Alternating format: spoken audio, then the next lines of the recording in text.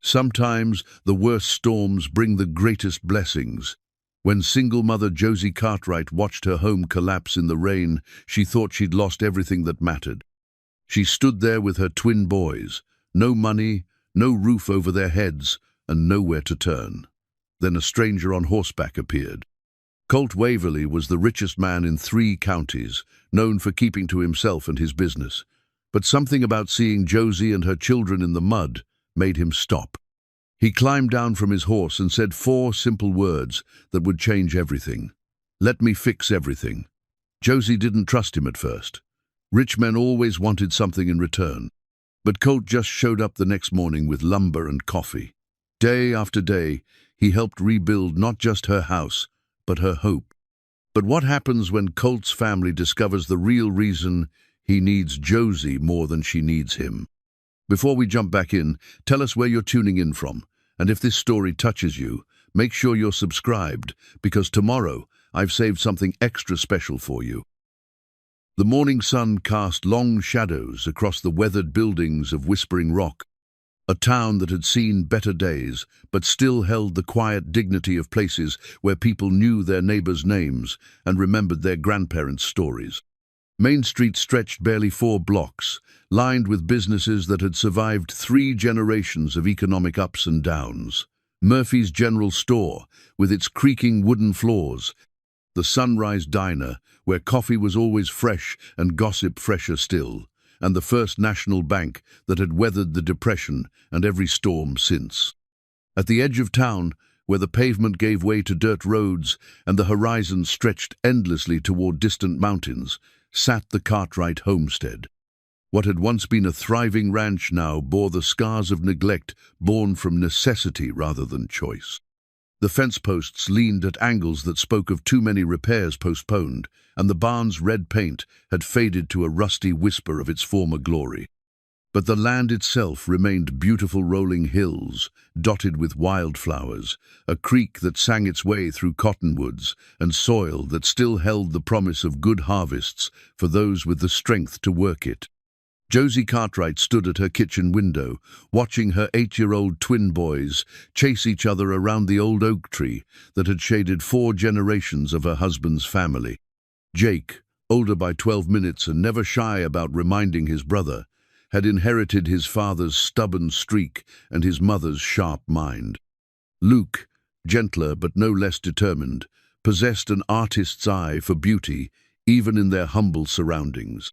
Both boys had learned early that laughter was medicine for troubles, and they found joy in simple things, catching fireflies, building forts from hay bales, and listening to their mother's stories about their daddy.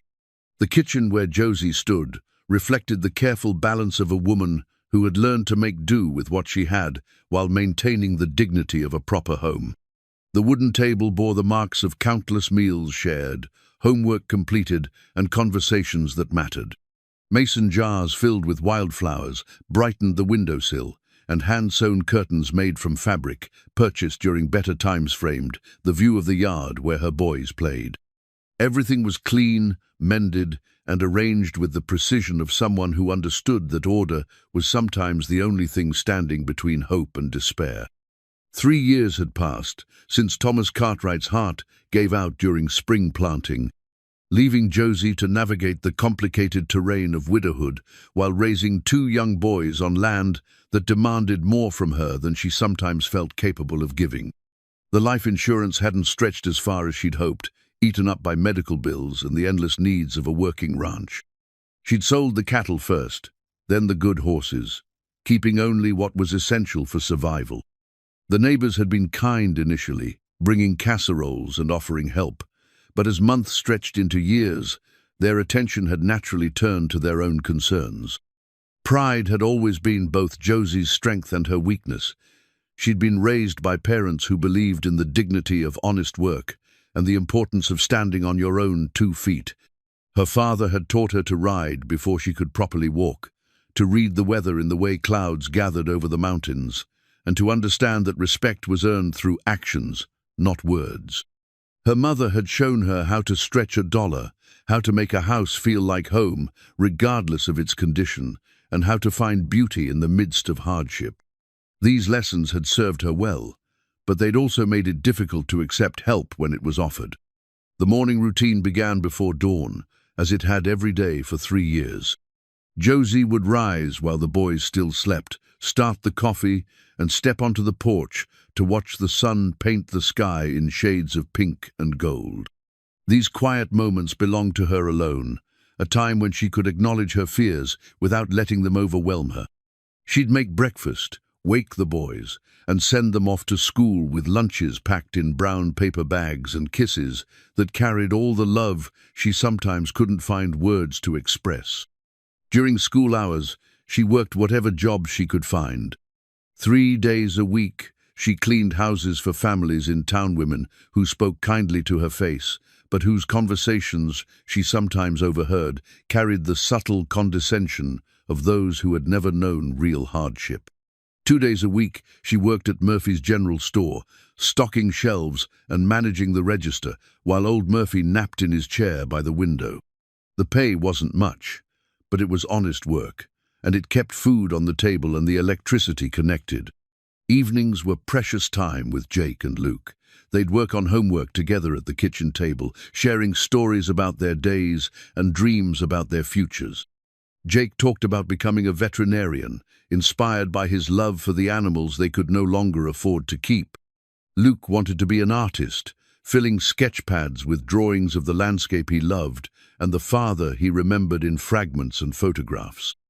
Josie encouraged both dreams, while privately worrying about college funds that didn't exist and opportunities that seemed as distant as the mountains on the horizon.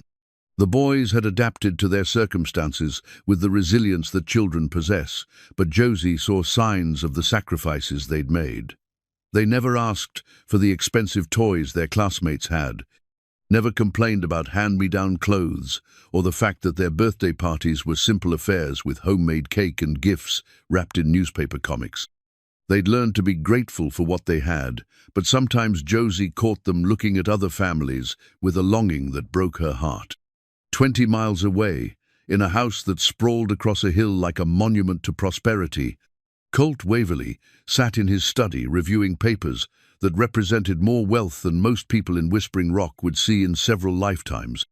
The Waverly Ranch encompassed thousands of acres, employed dozens of people, and generated income from cattle, oil rights, and investments that had compounded over generations. The house itself was a testament to success, and hewn logs brought from Montana, stone fireplaces that could warm entire rooms, and windows that offered views of land that stretched to the horizon. But for all its grandeur, the house felt empty. Colt's footsteps echoed in rooms designed for large families and frequent gatherings, spaces that had once been filled with laughter and conversation, but now held only the hollow sound of one man's solitary existence. He'd inherited the ranch from his father, who'd inherited it from his father before him, along with the expectations and responsibilities that came with being a Waverly in a county where that name carried weight. At 42, Colt had achieved everything his family had groomed him to accomplish. He was respected in business, feared by competitors, and sought after by social climbers who saw him as a prize worth winning. But respect built on fear felt hollow, and the attention of women who were more interested in his bank account than his character had long since lost its appeal. He'd learned to be cautious with trust, to question motives, and to protect himself behind walls of wealth and reputation. The loneliness hadn't always been there. Once there had been Sarah and little Emma, a wife and daughter who'd filled his world with purpose and joy. But that life had ended in a moment of twisted metal and shattered glass on a rain-slicked highway, leaving him alone with grief too deep for tears and guilt too heavy for forgiveness. He'd thrown himself into work, expanding the ranch, increasing profits, and building the kind of success that others envied, but that brought him no satisfaction. Years had passed since he'd allowed himself to hope for more than professional achievement. He'd convinced himself that solitude was safer than vulnerability, that independence was preferable to the risk of loss. But lately, especially during the quiet evening hours when the work was done and the house settled into silence, he'd begun to question whether survival was the same thing as living. The storm that had brought Colt to Josie's door hadn't been the first of the season, but it had been the worst. Spring weather in their part of the country could be unpredictable, gentle one moment and violent the next. He'd been riding the fence line, checking for damage from the previous night's rain, when he'd seen the collapsed roof and the woman kneeling in the mud with her children. Something about the scene had struck him with unexpected force, no pity, exactly, but recognition of a kind of courage he'd forgotten existed. He'd known who she was, of course. Whispering Rock was small enough that everyone knew everyone else's business, at least the surface details. Josie Cartwright, the widow trying to hold onto her husband's land, the woman who cleaned houses and worked at Murphy's store, the mother raising twin boys on determination and very little else. He'd seen her in town, always walking with her head held high, despite circumstances that would have broken many people. There was something about her dignity in the face of hardship that had impressed him, though he'd never found occasion to tell her so. The decision to stop and offer help had been instinctive rather than calculated. He'd seen need, recognized his ability to meet it, and acted without considering the complications such an action might create. Only later, as he'd ridden home through the clearing storm, had he begun to understand that something significant had shifted in his carefully ordered world. That night, in his empty house, Colt had sat in his study staring at papers that suddenly seemed meaningless. For the first time in years, he'd thought about what it might be like to share his life with someone who understood its true value, to be needed for something more than his ability to write checks or make profitable decisions. The woman in the mud had looked at him with suspicion rather than calculation, had accepted his help reluctantly rather than eagerly, and had maintained her dignity even in her moment of greatest need. He'd made the decision to return the next morning while sitting in that study, surrounded by the evidence of his material success, but feeling poorer than he'd felt in years. The thermos of coffee had been an afterthought, but as he'd prepared it, he'd realized it represented something more than simple courtesy. It was an offering of comfort, a gesture that said he understood the importance of small kindnesses in the face of large troubles. Now, as the first light of dawn crept across the valley, both Colt and Josie faced the day that would begin to change everything. Neither fully understood what they were about to embark upon, but both had reached a point where the familiar patterns of their lives no longer felt sustainable. The storm had been the catalyst, but the real weather was just beginning. The sound of truck tires on gravel woke Josie before her alarm. She sat up in bed, disoriented for a moment, before remembering the events of the previous day: the storm, the collapsed roof, the stranger's impossible promise.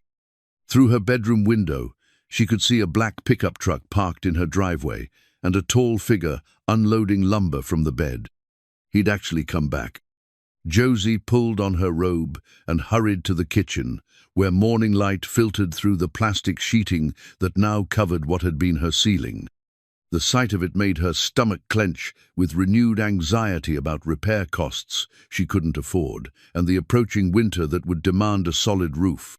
But the anxiety mixed with something else as she watched Colt Waverly methodically organize his supplice, a cautious flutter of hope that maybe, just maybe, someone would actually follow through on a promise made to her. She started the coffee pot and stepped onto the front porch, her bare feet cold against the wooden boards. Colt looked up from his work and touched the brim of his hat in greeting. He was dressed for labor-worn jeans, work boots, and a flannel shirt that had seen better days. Somehow, the ordinary clothes made him seem less intimidating than he had the night before, when the storm and her desperation had made everything feel dramatic and unreal. "Morning," he said simply, as if showing up at dawn with construction materials was the most natural thing in the world. "Hope I didn't wake you." "You did, but it's fine," Josie replied, wrapping her robe tighter against the morning chill. "I usually get up early anyway." From the bed of his truck, Colt lifted a large thermos and held it toward her. "Brought coffee. Figured you might not have had time to make any yet." The gesture was small but thoughtful, and it caught Josie off guard. She'd grown accustomed to being the one who took care of others, who anticipated needs and provided comfort. Having someone offer her something as simple as hot coffee felt foreign and oddly intimate. "That's kind of you," she said, accepting the thermos. Their fingers brushed briefly as she took it, and she felt a jolt of awareness that surprised her. "But I should tell you, I can't pay you for this work. I thought about it all night, and I don't have the money for materials, let alone labor." Colt continued unloading lumber as if she hadn't spoken, his movements efficient and practiced. "Didn't ask for payment." "Everyone wants something," Josie said, more sharply than she'd intended. "In my experience, when men offer to fix things for free, they expect other kinds of compensation." This made Colt pause. He set down a bundle of shingles and looked at her directly, his expression serious but not offended. "I can understand why you'd think that. But I'm not everyone else, and this isn't about compensation. Sometimes a roof is just a roof that needs fixing." Before Josie could respond, the front door burst open and Jake and Luke tumbled onto the porch, drawn by the sound of voices and the unusual sight of a truck in their driveway. They stopped short when they saw Colt, suddenly shy in the way children became around strangers. "Boys, this is Mr. Waverly," Josie said, her hand moving protectively to Luke's shoulder. "He's here to help with the roof." "Are you really going to fix it?" Jake asked, his natural boldness overcoming his initial hesitation. "That's the plan," Colt replied, crouching down to the boy's eye level. "What do you think? Worth fixing?" "Yes, sir," Luke said earnestly. "Mama's been worried about it since the storm." Jake nodded in agreement. "She didn't sleep much last night. I heard her walking around." Josie felt heat rise in her cheeks at this revelation of her vulnerability, but Colt's expression remained kind and understanding. "Well then," he said, standing up, "I'd better get to work. Can't have your mama losing sleep over a leaky roof." As the boys headed back inside to get ready for school, Josie lingered on the porch, torn between gratitude and suspicion. The coffee in the thermos was better than anything she could afford to buy, rich and smooth with a hint of cream. It was the kind of small luxury she'd given up years ago, and the taste of it reminded her of mornings when Thomas was alive and they'd sit together, planning their day over good coffee and shared dreams. "Why are you doing this?" she asked finally. Colt was measuring boards with the practiced efficiency of someone who knew his way around construction work. "Because you need help and I can provide it." "It can't be that simple." "Why not?" The question hung in the air between them, and Josie realized she didn't have a good answer. She'd become so accustomed to struggle, to having doors closed in her face and offers withdrawn, that simple kindness felt suspect. "I need to get the boys ready for school," she said finally, retreating toward the house. "I'll be here when you get back," Colt called after her. An hour later, after she'd driven Jake and Luke to school in her aging Honda and stopped at Murphy's store to call in sick for the first time in 2 years, Josie returned to find Colt on her roof. He moved with surprising grace for such a large man, his movements confident and sure as he removed damaged shingles and examined the underlying structure. "How bad is it?" she called up to him.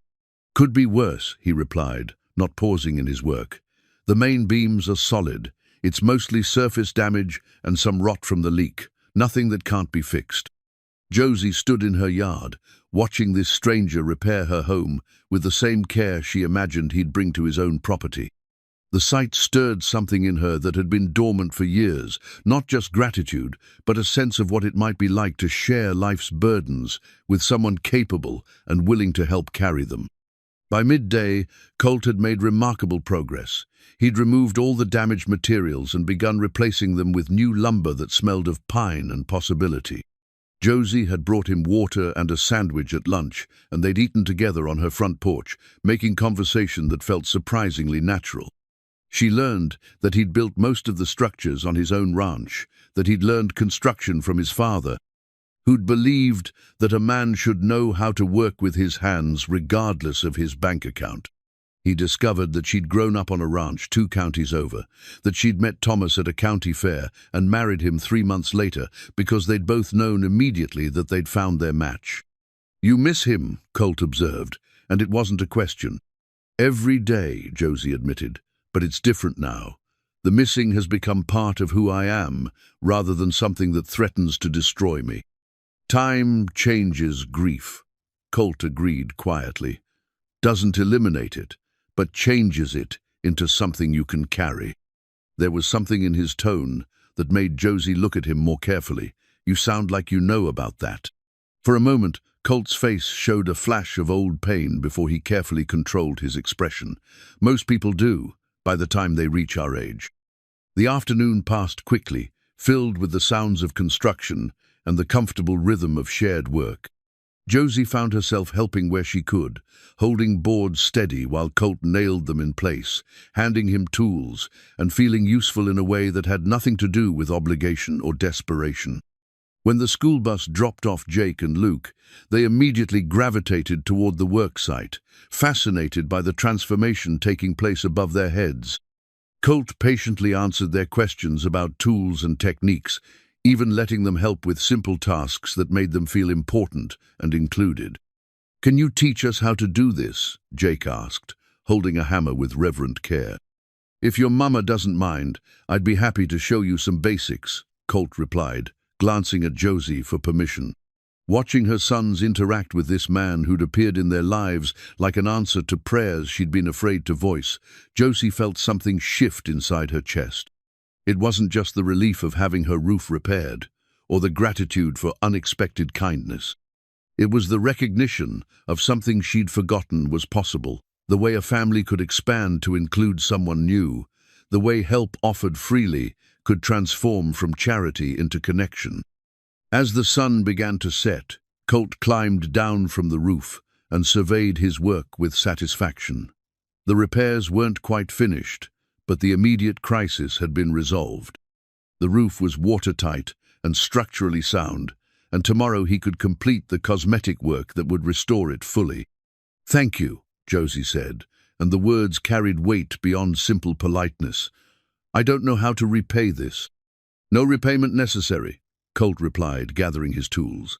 "I'll be back tomorrow to finish up, if that's all right with you." Jake and Luke erupted in cheers at this announcement, and even Josie couldn't suppress a smile at their enthusiasm. As Colt loaded his truck and prepared to leave, she stood with her sons in the gathering dusk, watching this stranger who'd become something more drive away into the evening. For the first time in 3 years, Josie fell asleep easily, lulled by the sound of rain pattering harmlessly against a solid roof and the memory of coffee that tasted like hope. 3 days into what had started as a simple roof repair, Colt found himself lingering longer than necessary at the Cartwright homestead. The structural work was complete, but he'd discovered other things that needed attention: a loose board on the front porch, a gate that hung crooked on its hinges, a chicken coop that could be reinforced against winter weather. Each morning, he arrived with his thermos of coffee and found new reasons to stay. Josie had stopped questioning his motives, though she hadn't stopped marveling at them. She'd grown accustomed to the sound of his truck in the driveway, to the steady rhythm of his work, and to the way her sons' faces lit up when they saw him. Jake and Luke had appointed themselves his assistants, following him around with a toolbox they'd improvised from an old shoebox, eager to help with anything that didn't involve sharp edges or power tools. On Thursday morning, Colt arrived to find a sheet of paper taped to his truck windshield. Drawn in crayon, it showed a house with a brown roof, stick figures representing a woman and 2 boys, and a tall figure in a cowboy hat holding what appeared to be a hammer. At the bottom, in Luke's careful printing, were the words, "Thank you, Mr. Colt." The drawing caught him off guard with its simple sincerity. He'd received thank you notes before, formal cards from business associates, obligatory acknowledgments from charity recipients, but nothing had ever moved him the way this child's artwork did. He folded it carefully and tucked it into his shirt pocket, where it would stay for the rest of the day. "The boys made that for you," Josie said, emerging from the house with 2 cups of coffee. She'd started making extra each morning, and they'd fallen into the habit of sharing it on the front porch before the day's work began. "It's the nicest thank you I've ever received," Colt replied, patting his pocket. "Better than any business award I've got hanging on my office wall." Josie studied his face, looking for signs of polite insincerity, but found only genuine appreciation. "They've been talking about you non-stop. Jake wants to learn everything you know about construction, and Luke's been drawing pictures of cowboys and ranch hands all week." "They're good boys," Colt said. "You've raised them well." The compliment settled around Josie's heart like a warm blanket. She'd grown accustomed to judgment spoken and unspoken about her parenting choices, her financial situation, her ability to raise sons without a father figure. Hearing someone acknowledge her efforts without offering unsolicited advice felt like a gift. "Some days I wonder if I'm enough," she admitted, "if they're missing too much by not having their daddy." Colt was quiet for a moment, watching Jake chase a butterfly around the yard, while Luke sat on the porch steps sketching in a notebook. "Children need love and security more than they need perfect circumstances. From what I can see, you've given them both." The conversation was interrupted by the arrival of Mrs. Henderson from the neighboring property, an elderly woman whose husband had passed away the previous winter. She approached with the purposeful stride of someone bearing important news, her expression a mixture of curiosity and concern. "Morning, Josie," she called out, then turned to Colt with undisguised interest. "Mr. Waverley, isn't it? I heard you were doing some work over here." "Yes, ma'am," Colt replied politely, standing and touching his hat brim. "Just helping with some storm damage." Mrs. Henderson's eyes swept over the repaired roof, the straightened gate, and the general air of improvement that had settled over the property. "That's very generous of you. Very unusual." The word hung in the air, with implications that made Josie's cheeks burn. She could see the wheels turning in the older woman's mind, the calculations and assumptions that would soon become fodder for every coffee clatch and church social in the county. "The storm damaged a lot of properties," Colt said evenly. "I'm just doing what I can to help neighbors get back on their feet." "Of course," Mrs. Henderson replied, though her tone suggested she wasn't entirely convinced. "Well, it's certainly nice to see the old place looking so much better. Thomas would have appreciated having a helpful neighbor." After she left, Josie found herself unable to meet Colt's eyes. The implication in Mrs. Henderson's words that there was something improper about their arrangement hung between them like a storm cloud. "I should probably explain," Josie began, but Colt cut her off. "Nothing needs explaining," he said firmly. "What we're doing here is between us and no one else. But people will talk. People always talk. Doesn't mean we have to listen." Despite his reassuring words, Josie couldn't shake the feeling that Mrs. Henderson's visit had changed something. The easy comfort of the morning felt strained, replaced by an awareness of how their situation might appear to outside observers, a wealthy single man, spending his time at the home of an attractive widow, his attention extending well beyond what neighborly duty might require. That afternoon, while Colt worked on reinforcing the chicken coop and the boys helped by sorting nails by size, Josie found herself watching them with new eyes.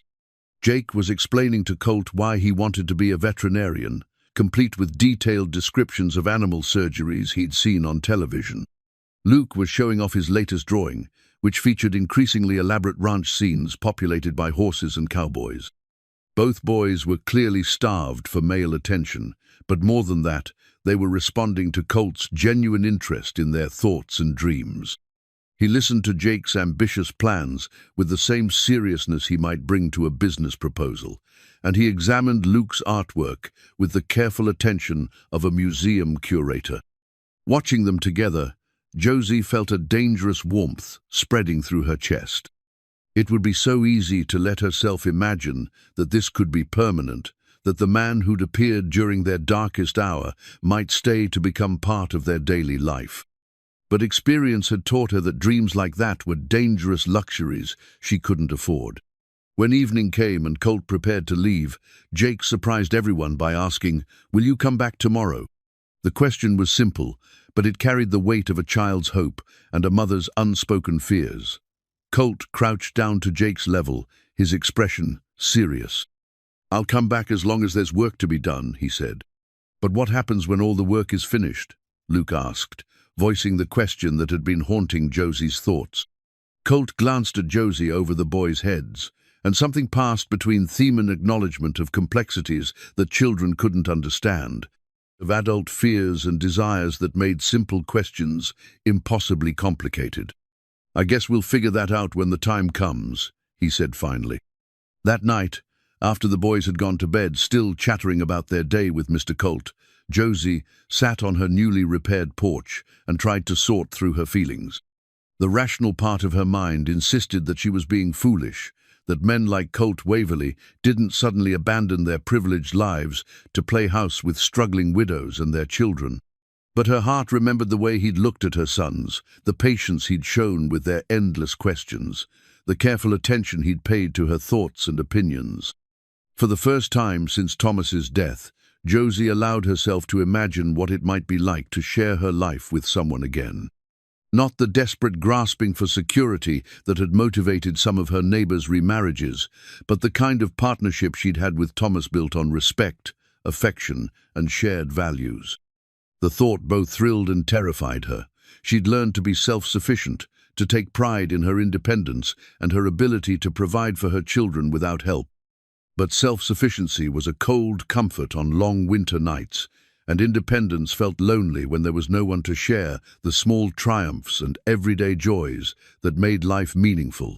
As she sat in the darkness, listening to the familiar sounds of the countryside settling into night, Josie made a decision. She would allow herself to hope, but carefully. She would enjoy Colt's company and her son's happiness, but she wouldn't count on anything beyond the present moment. And if the time came when he decided his charity had run its course, she would be grateful for what they'd shared and strong enough to continue without him. It was a reasonable plan, born of hard experience and practical wisdom. But as she finally headed inside to bed, Josie couldn't ignore the voice in her heart that whispered about second chances and unexpected blessings, about storms that brought destruction but also cleared the air for new growth.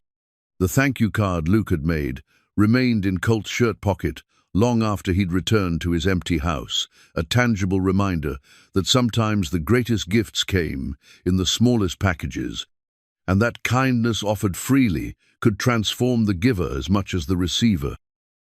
2 weeks had passed since Colt first appeared in Josie's driveway, and what had begun as emergency roof repair had evolved into something neither of them quite knew how to name. The obvious work was long finished, but Colt continued to find reasons to visit. A wobbly fence post here, a squeaky door hinge there, projects that any objective observer would recognize as excuses rather than necessities. Josie had stopped pretending she minded. On this particular Saturday morning, Colt arrived to find Josie in her vegetable garden, wrestling with weeds that had taken advantage of her busy schedule to establish themselves among her tomatoes and peppers. Her hair was escaping from its ponytail, there was dirt smudged on her cheek, and she was muttering under her breath about the unfairness of plants that grew faster than the ones she actually wanted. "Need a hand?" Colt asked, settling onto his heels beside her. "I've got it," Josie replied automatically, then caught herself. "Actually, yes. These weeds are winning, and I refuse to be defeated by vegetation." They worked side by side in comfortable silence, their hands occasionally brushing as they reached for the same stubborn dandelion or shared the hand cultivator. The simple domesticity of the moment struck both of them how natural it felt to work together, how their rhythms seemed to complement each other without conscious effort. "My grandmother always said weeding was good for the soul," Colt remarked, pulling up a particularly impressive thistle. "Something about getting your hands dirty and working towards something that would feed people." "Your grandmother was a wise woman," Josie replied. "Did she teach you to garden?" "She tried. I was more interested in horses and construction when I was young. Thought farming was old-fashioned." Colt's expression grew thoughtful. "I wish I'd paid better attention. She could make anything grow, even in drought years." "It's not too late to learn," Josie said softly. "Gardens are forgiving. They teach you patience whether you want to learn it or not." Jake and Luke emerged from the house carrying glasses of lemonade and wearing expressions of barely contained excitement. They'd been whispering together all morning, planning something they clearly considered monumentally important. "Mr. Colt," Jake announced, "we have something to ask you." "Sounds serious," Colt replied, accepting the lemonade with appropriate gravity. Luke stepped forward, clutching a folded piece of paper. "We made you this," he said, handing over what appeared to be a hand-drawn certificate. "It says you're an official member of our family now."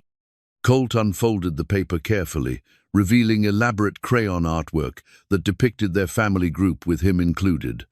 The certificate, written in Jake's determined printing, declared Colt Waverly to be an honorary Cartwright, and was signed with both boys' names and decorated with Luke's signature artistic flourishes. The silence stretched long enough to make both boys fidget nervously, wondering if they'd overstepped some adult boundary they didn't understand. Colt studied the certificate with the same attention he might give to a legal document, his throat working as he struggled with emotions he hadn't expected. "This is the finest honor I've ever received," he said finally, his voice rougher than usual. "I'll treasure it." "Does that mean you'll stay?" Luke asked, with the directness that only children possessed. The question hung in the morning air like a prayer, and Josie found herself holding her breath while waiting for his answer. She'd been wondering the same thing but hadn't found the courage to ask. "I'd like to stay," Colt replied carefully, "but staying isn't always as simple as wanting to." "Why not?" Jake demanded, with 8-year-old logic. "Because sometimes grown-ups have complicated feelings about things," Josie interjected, seeing Colt struggle. "Mr. Colt has his own life and responsibilities." But even as she said it, Josie realized how little she actually knew about those responsibilities. In all their conversations, Colt had revealed remarkably little about his daily life beyond the ranch. She knew he was wealthy, that he'd lost family, that he was skilled with construction and kind to children. But the details of his world remained mysterious, as if he were deliberately keeping parts of himself separate from what they shared. That evening, after the boys had been fed and bathed and tucked into bed with stories, Colt lingered on the front porch longer than usual. They'd fallen into the habit of these quiet conversations after the children were asleep, talking about everything from local politics to childhood memories to dreams for the future. Tonight, however, something felt different. "Can I ask you something?" Josie said, settling into the porch swing beside him. "Of course. What do you do when you're not here? I mean, besides ranch work. You must have friends, social obligations, a life that doesn't involve fixing things for struggling widows." Colt was quiet for so long that Josie wondered if she'd crossed a line. When he finally spoke, his words came slowly, as if he were testing each one before letting it go. "I have business associates, not friends. Social obligations that feel more like performances than genuine connections. And as for the rest of it," he gestured toward the darkness beyond her porch light. "Most nights I sit in a house too big for one person and wonder what I'm working so hard to preserve." The admission hung between them, raw and honest, in a way that made Josie's chest tighten with recognition. She understood loneliness, the way it could exist even in the midst of busy days and necessary tasks. "Is that why you keep coming here?" she asked gently. "Partly." Colt turned to look at her, his expression serious in the dim light. "But it's more than that.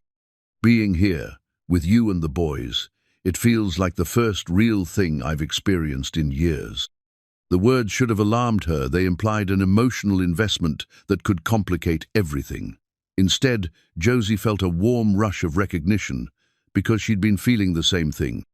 The hours they spent together had become the brightest part of her days, something she looked forward to with an anticipation that had nothing to do with his ability to fix broken things.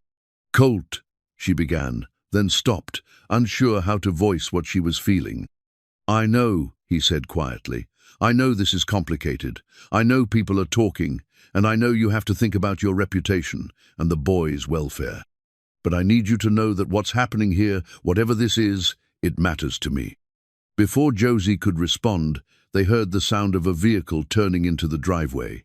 Headlights swept across the yard, and an expensive sedan came to a stop beside Colt's truck. The engine shut off, and a moment later, a well-dressed woman emerged from the driver's seat. Even in the dim light, Josie could see that the woman was beautiful in the polished way that money could buy: perfectly styled hair, elegant clothes, and the kind of confident bearing that spoke of privilege and social position. She approached the porch with the purposeful stride of someone accustomed to getting what she wanted. "Colt!" the woman called out, her voice carrying a note of proprietorial familiarity. I've been looking for you everywhere. Your housekeeper said you might be here. Colt stood up slowly, his body language suddenly tense. Victoria, what are you doing here? We had dinner plans, remember? The Ashford Charity Gala. I waited for an hour before I realized you'd forgotten. Victoria's gaze moved to Josie with barely concealed assessment. I can see why you might have been distracted. Josie felt heat rise in her cheeks at the woman's tone, which managed to be both dismissive and accusatory. She stood as well, instinctively straightening her spine in response to what felt like a challenge. I should go inside, Josie said quietly. Let you two talk. Don't, Colt said firmly. Victoria, this is Josie Cartwright. Josie, Victoria Ashford. The name meant nothing to Josie, but Victoria's expression suggested it should have. There was history here, complicated adult relationships that Josie didn't understand and wasn't sure she wanted to. Charming, Victoria said with a smile that never reached her eyes. Colt always did have a soft spot for charity cases. The words hit Josie like a physical blow, bringing back every insecurity she'd managed to set aside over the past 2 weeks. She was suddenly painfully aware of her work clothes, her calloused hands, the modest surroundings that probably looked shabby to someone accustomed to wealth and privilege. That's enough, Colt said sharply, but the damage was done. Josie could feel herself withdrawing, retreating behind the protective walls she'd built to survive, in a world that too often saw her circumstances as failure rather than resilience. I really should go in, Josie said again, her voice carefully controlled. The boys have school tomorrow. This time, Colt didn't try to stop her. As she headed toward her front door, she heard Victoria's voice, pitched low but still audible. Really, Colt, what are you thinking? Playing house with the help? This isn't like you. Josie closed the door firmly behind her and leaned against it, her heart pounding with a mixture of embarrassment and anger. Through the window, she could see the 2 figures on her porch, Victoria's animated gestures and Colt's rigid posture telling their own story. She'd been foolish to think that someone like Colt Waverly could be seriously interested in someone like her. The woman on her porch, beautiful, wealthy, socially appropriate, was a reminder of the world he actually belonged to, the life he'd temporarily set aside for reasons that probably had more to do with boredom than genuine affection. As Josie climbed the stairs to her bedroom, she could hear the murmur of voices from the porch, but she couldn't make out the words. She didn't need to. Some conversations spoke for themselves, and this one was clearly about the inappropriateness of whatever had been developing between them.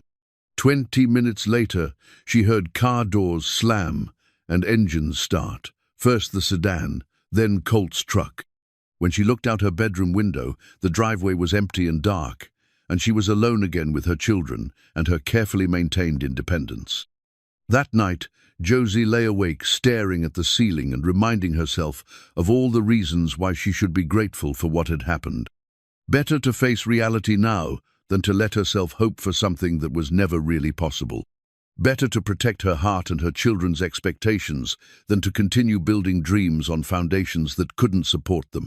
But as dawn approached and sleep finally claimed her, Josie's last conscious thought was of the way Colt had said her name, when Victoria appeared with a protectiveness that suggested his feelings might be more complicated than his departure implied. 3 days passed without any sign of Colt, and Josie told herself she was relieved. The boys asked about him constantly. When would Mr. Colt come back? Was he mad at them? Had they done something wrong? And each question felt like a small knife twist in her chest.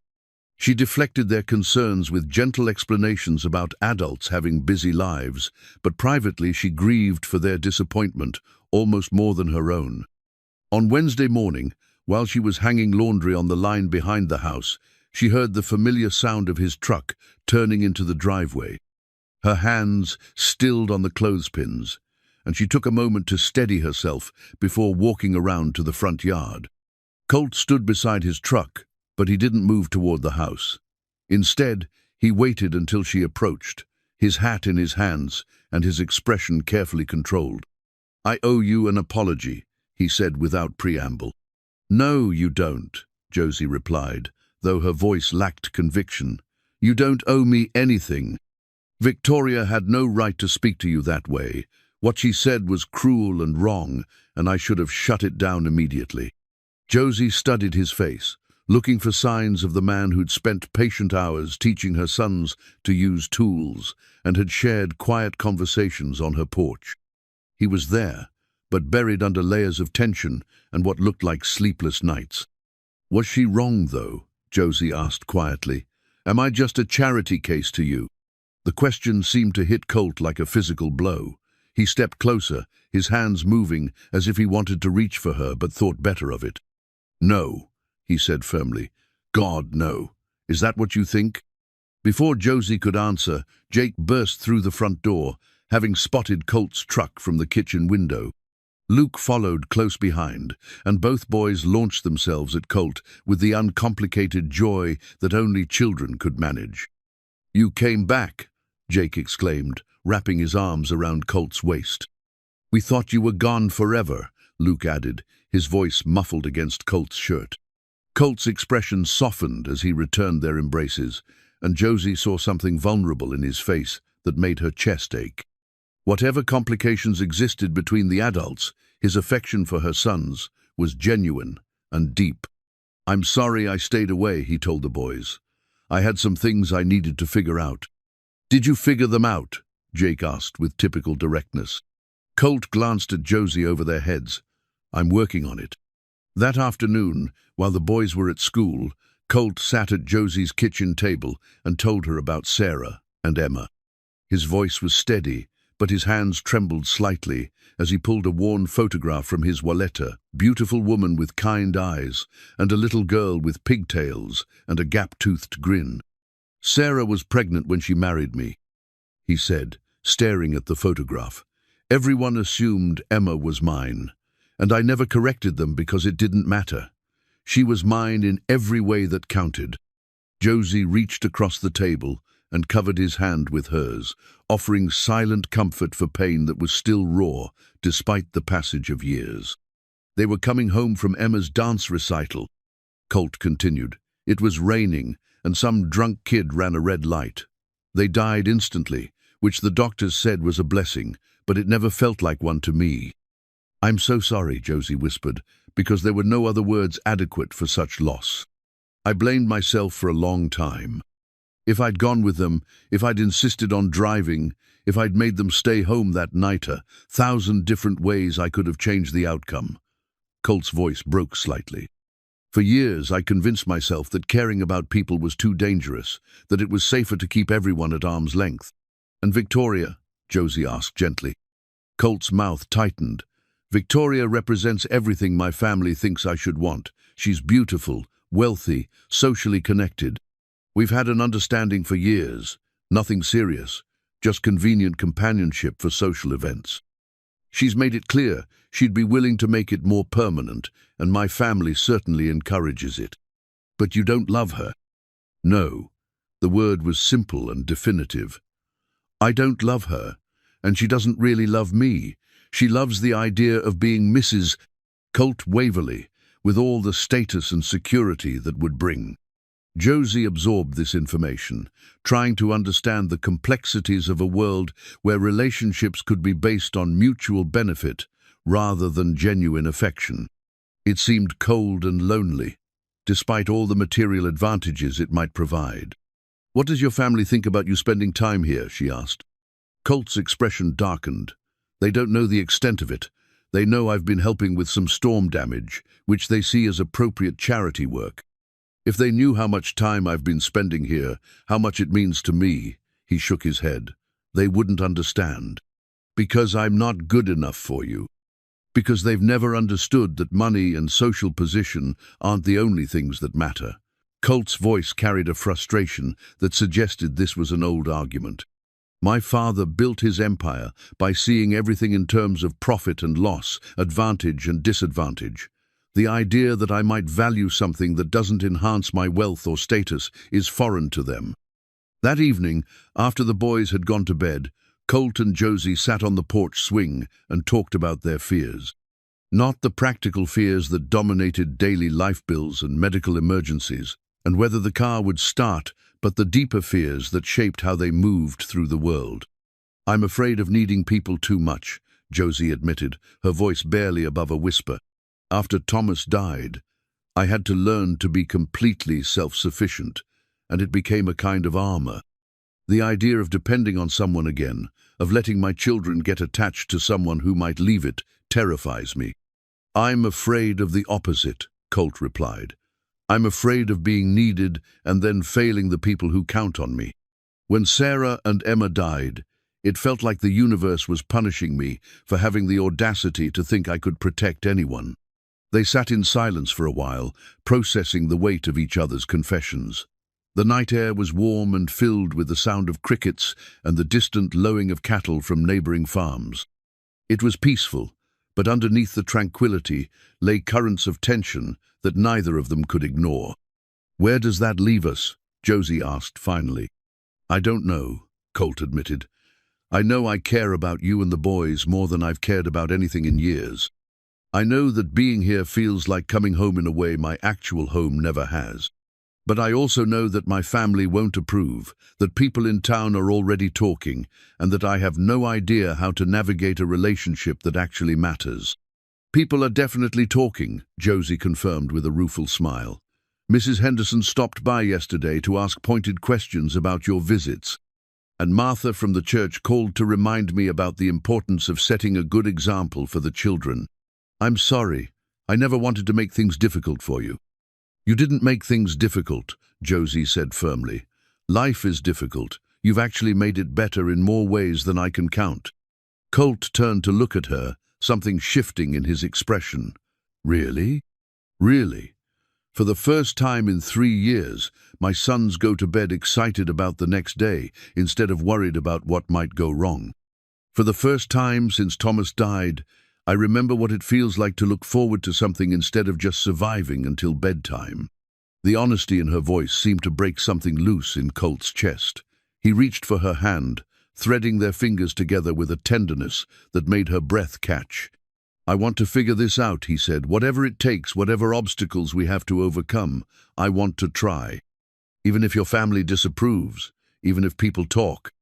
Especially then." Colt's voice carried a determination she hadn't heard before. "I've spent too many years living the life other people thought I should have. I'm tired of being safe and respectable and empty." Josie squeezed his hand, feeling something hopeful and dangerous unfurling in her chest. "It won't be easy. Nothing worthwhile ever is." As if to underscore his point, they heard the sound of a car approaching too fast for the quiet country road. Headlights swept across the yard as a sleek Mercedes came to an abrupt stop in the driveway. The engine shut off, and a moment later, an older man in an expensive suit emerged from the driver's seat. Even in the dim porch light, Josie could see the family resemblance, the same strong jaw, the same commanding presence, but where Colt's face showed warmth and character, earned through experience, this man's expression was cold and calculating. "Colt," the man called out, his voice carrying the authority of someone accustomed to immediate obedience. "We need to talk." Colt's hand tightened on Josie's, but he didn't let go as he stood to face his father. "Dad, this is unexpected."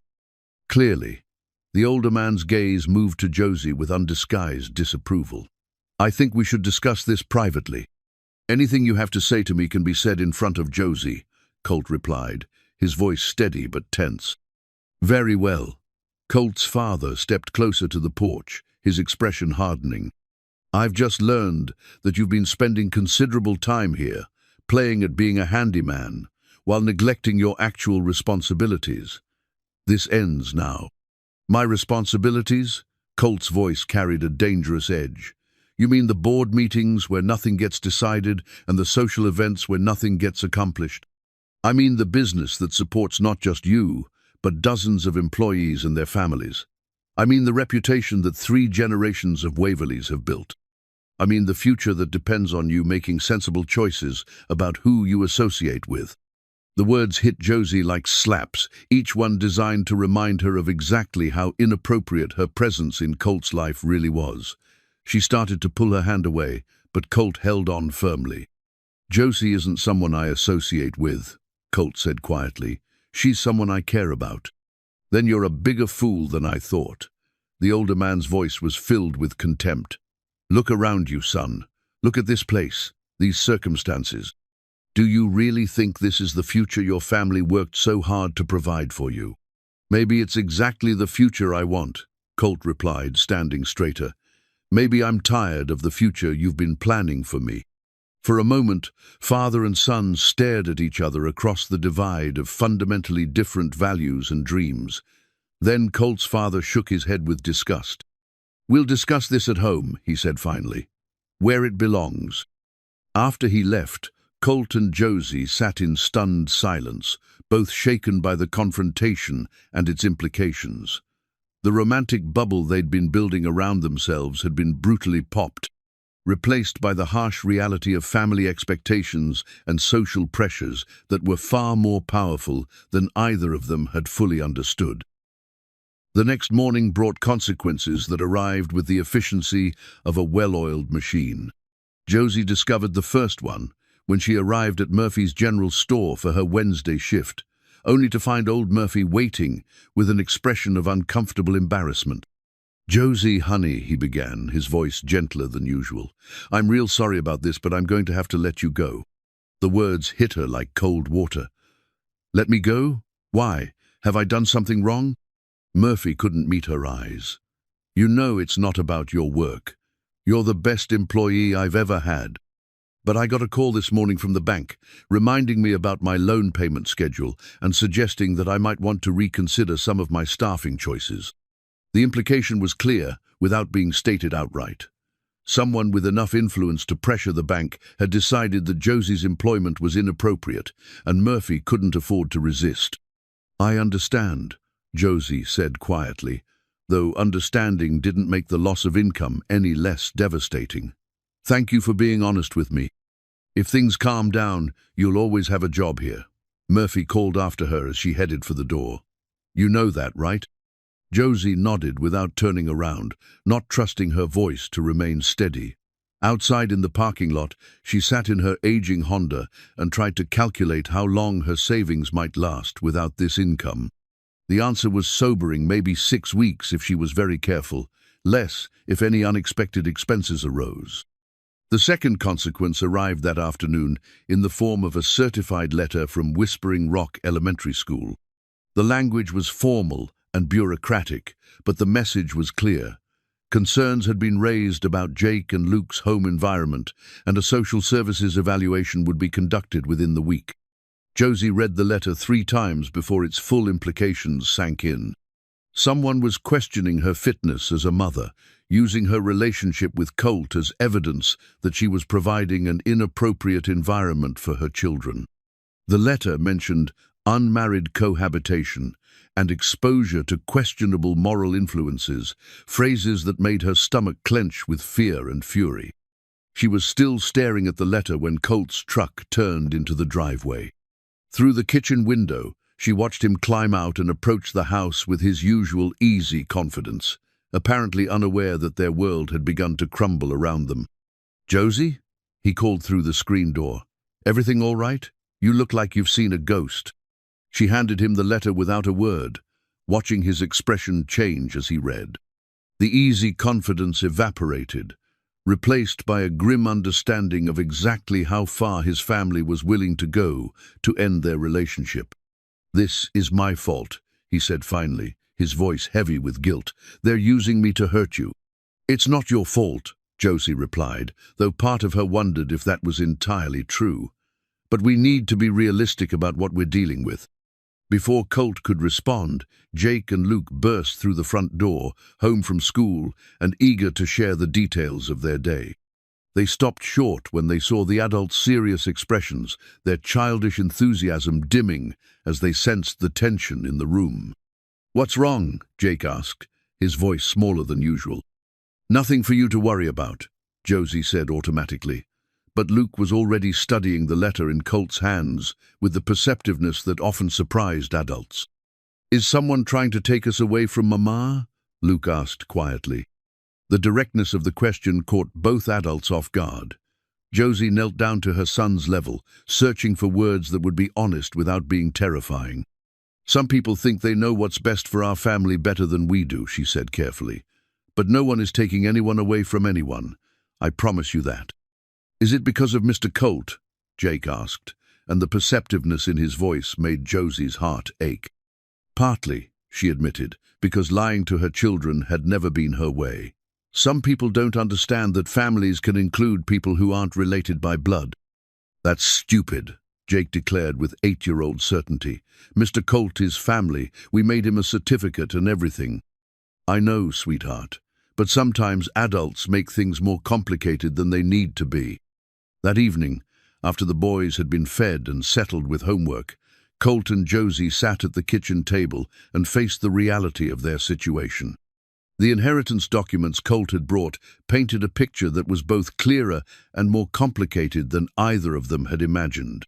The family trust is structured so that the trustees have discretionary power over distributions, Colt explained, pointing to relevant sections of the legal paperwork. "If they decide I'm making choices that damage the family reputation or interests, they can cut off my access to everything." "Everything?" Josie asked, trying to understand the full scope of what he might lose. "The ranch, the house, the business interests, all of it. Technically, I own shares, but the trust controls how those shares can be used. It's a way of maintaining family control across generations." Josie studied the documents, seeing the careful legal language that essentially meant Colt was wealthy only as long as his family approved of his choices. "And they're threatening to use this against you?" "Not directly, but my father made it clear that my charitable activities need to end and that I need to start making more appropriate social connections." Colt's voice was bitter. "Victoria called this morning to suggest that an engagement announcement might solve everyone's problems." The words hit Josie like a physical blow, even though she'd been expecting something like this. "And what did you tell her?" "I told her that wouldn't be happening, but Josie, you need to understand what we're really facing here. If I choose you, I lose everything else. And if I lose everything else, I can't help you fight what they're trying to do to your family. You're saying you'd be more used to me rich than poor. I'm saying that my family has resources and influence that extend far beyond what I could manage on my own. They can make life very difficult for you as long as they see you as a threat to their plans." Josie leaned back in her chair, feeling the weight of impossible choices settling on her shoulders. "So what are you suggesting?"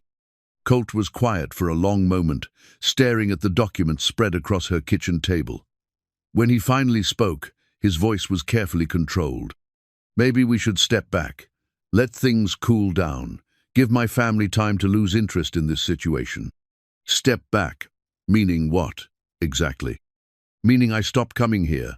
We stop seeing each other.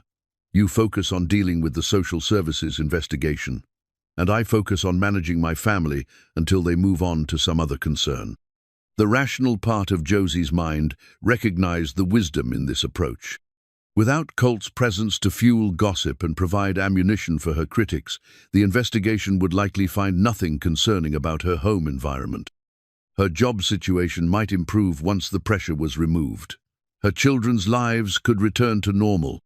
But the emotional part of her mind recoiled from the idea of going back to the loneliness and struggle that had defined her life before Colt appeared. More than that, she hated the idea of teaching her sons that love should be abandoned in the face of opposition, that doing the right thing mattered less than avoiding conflict. "Is that what you want?" she asked quietly. "What I want doesn't matter," Colt replied, but his voice lacked conviction. "What matters is protecting you and the boys from consequences that are my responsibility." "That's not an answer." Colt met her eyes, and she saw the same conflict there that was tearing at her own heart. "No, it's not what I want. What I want is to marry you and adopt Jake and Luke and tell my family and everyone else in this county to go to hell. But wanting something doesn't make it possible." The admission hung between them, like a bridge they both wanted to cross, but didn't dare trust. Josie reached across the table and took his hand, memorizing the feel of his calloused palm against hers. "Maybe we're thinking about this wrong," she said slowly, Maybe instead of trying to manage everyone else's reactions, we should focus on what we know is right. And what do we know is right? We know that what we have together is real and good. We know that Jake and Luke are happier and more secure with you in their lives. We know that I'm a better mother and a stronger woman because of your support. Josie's voice grew stronger as she spoke. We know that walking away from this would be letting fear win. And if we lose everything in the process, then we lose everything fighting for something that matters, instead of giving it up without a fight. Colt studied her face, seeing the determination that had carried her through 3 years of widowhood and single motherhood. You're talking about going to war with people who have unlimited resources and no scruples about how they use them. I'm talking about refusing to be bullied. Josie squeezed his hand. I'm talking about showing my sons that love is worth fighting for, even when the odds are stacked against you. It could get ugly. It's already ugly. The question is whether we're going to face it together or separately. For the first time in the conversation, Colt smiled, a real smile that reached his eyes and reminded Josie of why she'd fallen for him in the first place. Together, he said simply. Whatever happens, we face it together. Outside, thunder rumbled in the distance, promising another storm. But inside Josie's kitchen, surrounded by the evidence of all the ways their lives had become complicated, two people who'd found unexpected love in the midst of life's chaos made a decision to stop running from the very thing that had saved them both. The discovery came by accident, as life-changing revelations often do. Josie was searching through Thomas's old papers, looking for any documentation that might help her case with social services, when she found the manila envelope tucked behind their marriage certificate in the bottom drawer of his desk. The envelope was labeled in her late husband's careful handwriting, "Land documents, important." Inside was a collection of papers she'd never seen before, including what appeared to be correspondence with a law firm in the state capital. As she read through the letters, a chill settled in her stomach that had nothing to do with the October weather outside. The law firm was writing on behalf of Waverly Holdings, LLC, expressing interest in purchasing the Cartwright property. The correspondence was dated just 3 months before Thomas's death, and his responses made it clear that he'd been under significant financial pressure to sell. But it was the final letter in the stack that made Josie's hands shake with a mixture of rage and disbelief.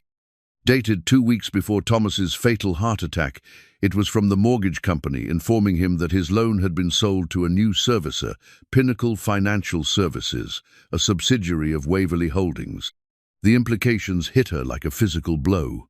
Colt's family hadn't just discovered her existence when he started helping with her roof repairs. They'd been circling her property like vultures for months, applying pressure that had contributed to the stress that killed her husband. And now, with Colt's interest in her becoming apparent, they'd found a way to use her feelings against both of them. She was still staring at the papers when she heard his truck in the driveway. This time, there was no anticipation in the sound, no flutter of happiness at his arrival. Instead, there was only the sick certainty that everything she'd believed about their relationship was built on a foundation of lies and manipulation. Colt appeared at her kitchen door, carrying a bouquet of wildflowers and wearing the easy smile that had become as familiar to her as breathing. The smile faded when he saw her expression. "What's wrong?" he asked, setting the flowers aside and moving toward her with concern. "Tell me about Waverly Holdings," Josie said, her voice carefully controlled. The question hit Colt like a slap. She watched color drain from his face as he realized what she'd discovered, and his reaction told her everything she needed to know about his involvement. "Josie, let me explain." "Explain what? That your family has been trying to force me off my land for over a year? That they bought my mortgage and have been manipulating my financial situation? That everything that's happened between us has been part of some elaborate scheme?" "No." Colt's voice was firm, almost desperate. "It's not like that. I didn't know about any of this until..." "Until when?" Josie interrupted, standing up from the table where the damning papers were spread like evidence in a trial. "When exactly did you find out that your family owned my mortgage?" Colt's silence stretched long enough to confirm her worst fears. When he finally spoke, His words came reluctantly, as if each one was being dragged from him against his will. Last week, when my father showed me the trust documents, I saw Pinnacle Financial listed as one of the holdings. I asked some questions and found out about the mortgage purchase. Last week, Josie repeated the words with hollow precision. You've known for a week that your family essentially owns my home, and you didn't think that was something I should know. I was trying to figure out how to handle it, how to protect me. Josie's voice rose with anger that had been building since she'd started reading the letters. By lying to me, by letting me believe that what we had was real when it was all just part of your family's plan to manipulate me. It is real. Colt stepped toward her, his own desperation evident. Whatever my family's plans were, what's between us has nothing to do with any of that. How can you say that? Josie gestured toward the papers on the table. How can any of this be real when your family has been pulling the strings from the beginning? When they've been using my husband's death and my financial struggles as leverage against me? Jake and Luke appeared in the kitchen doorway, drawn by the sound of raised voices. They stood there in their school clothes, backpacks still slung over their shoulders, looking between the two adults with the wide-eyed confusion of children who'd stumbled into a storm they didn't understand. Mama? Luke's voice was small and uncertain. Why are you yelling at Mr. Colt? The question pierced through Josie's anger, reminding her that her children were watching this confrontation unfold. With effort, she lowered her voice and tried to control her expression. Mr. Colt and I are having a grown-up discussion, she said, though the words felt inadequate. Why don't you boys go upstairs and start your homework? Are you fighting? Jake asked, with a directness that made adult evasions impossible. Yes, Josie admitted, because she'd never lied to her children and wouldn't start now. Sometimes adults fight when they discover that someone hasn't been telling the truth. Jake's eyes moved to Colt with a mixture of confusion and disappointment that was more devastating than any adult accusation could have been. Did you lie to us, Mr. Colt? Colt knelt down to Jake's level, his face etched with pain. I didn't tell your mama about something I should have told her about. That's a kind of lying, and I'm very sorry for it. But you're still our family, right? Luke asked, his voice holding the fragile hope of a child trying to make sense of an adult world that seemed determined to disappoint him. The question hung in the air like a prayer, and Josie watched Colt struggle with how to answer it. She could see the love in his eyes when he looked at her sons, the genuine affection that couldn't be faked or manufactured for manipulative purposes. But she could also see the weight of everything that lay between them now, the deception, the family pressure, the impossible complexity of trying to build something real on foundations that had been corrupted from the beginning. I don't know, Colt said finally, his honesty brutal in its simplicity. I hope so, but that depends on your mama and me figuring out some very complicated grown-up problems.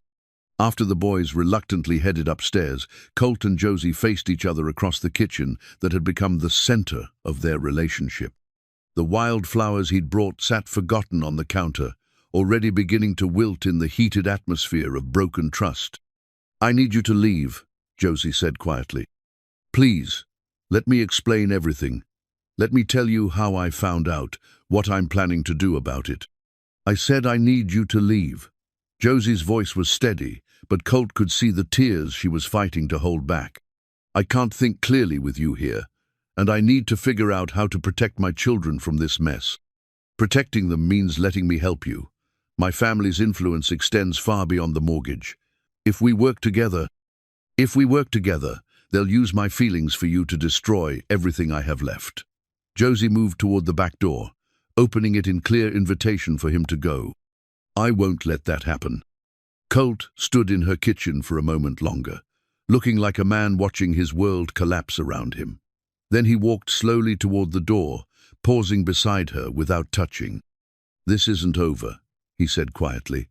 I know you're angry, and you have every right to be, but I won't let my family destroy your life because of my mistakes. Your family isn't destroying my life, Josie replied, meeting his eyes with a steadiness that cost her everything she had. You are. The words hit their target with devastating accuracy. Colt flinched, as if she'd physically struck him, then walked out into the gathering dusk without another word. Josie closed the door behind him and leaned against it, finally allowing the tears she'd been holding back to fall. Through the window, she could see the hidden deed to her property among the scattered papers on the table, the document that should have represented security and independence, but instead had become evidence of how thoroughly her family's enemies had infiltrated their lives. Upstairs, she could hear Jake and Luke's muffled conversation, probably trying to make sense of what they'd witnessed. She would have to go to them soon, would have to find words to explain why the man they'd come to see as family was gone and might not be coming back. But for now, she allowed herself this moment of grief for the loss of something that had felt like salvation, but had turned out to be just another form of manipulation. The storm outside was building again, and as the first drops of rain began to fall against her windows, Josie realized that she was right back where she'd started, alone, vulnerable, and surrounded by forces beyond her control. The only difference was that now she knew exactly how powerful those forces were, and how willing they were to use her love against her. The next morning brought news that changed everything, delivered by Josie's own hands as she sorted through the remaining papers in Thomas's desk. Hidden beneath old tax returns and warranty information, she found what would later prove to be the key to their freedom. The original homestead deed, dating back to 1892, when Thomas's great-great-grandfather had first claimed the land. The document was written in the formal language of the 19th century, complete with elaborate script and legal terminology that took her several readings to fully understand. But the crucial detail was clear enough. The property had been designated as a homestead under territorial law, with specific protections that had never been revoked or superseded. Josie's hands trembled as she read the relevant passages. According to the original filing, the land was protected from seizure for debt, could only be sold with the consent of all family heirs, and carried certain water rights that extended to the creek running through the back portion of the property. More importantly, any mortgage or lien placed on the property without proper acknowledgement of the homestead status could be considered invalid. She spent the morning on the phone with the county clerk's office, confirming that the homestead protection was still in effect and had never been properly addressed during any of the subsequent property transfers. By noon, she had copies of all the relevant documents and a growing understanding that Waverley Holdings might not have the legal standing they believed they had. The afternoon brought an unexpected ally. Mrs. Henderson arrived at Josie's door, carrying a casserole and wearing an expression of grim determination that suggested she had more on her mind than neighborly sympathy. "I owe you an apology," the older woman said without preamble. "And more than that, I owe you some information that might help you fight what's being done to you." They sat at Josie's kitchen table while Mrs. Henderson explained what she'd learned through her late husband's connection to the county records office. The Waverley family's pattern of property acquisition had been going on for years, targeting struggling farms and ranches through a combination of financial pressure and legal maneuvering. "They tried the same thing with us 5 years ago," Mrs. Henderson admitted. "Harold never told you because he was ashamed that we almost lost the farm. They bought our mortgage from the bank and started making impossible demands, hoping we'd default so they could foreclose." "How did you fight them?" Josie asked. "We didn't. We were too scared and too broke to hire lawyers. If Harold's nephew hadn't paid off the loan for us, we'd have lost everything." Henderson's expression hardened.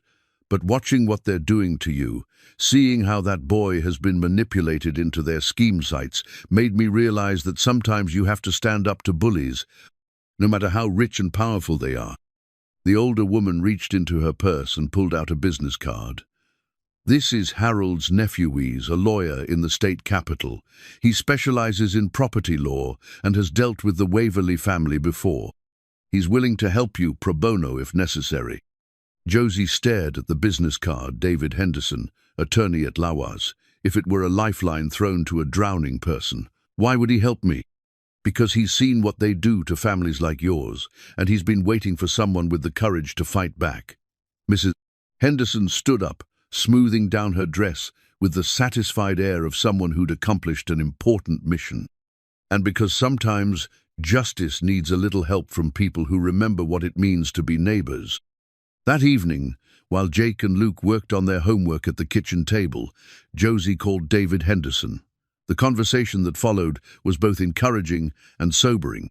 Yes, the homestead protection was likely valid. Yes, Waverley Holdings had probably overstepped their legal authority. But yes, fighting them would require resources and determination that could take months or even years to see through.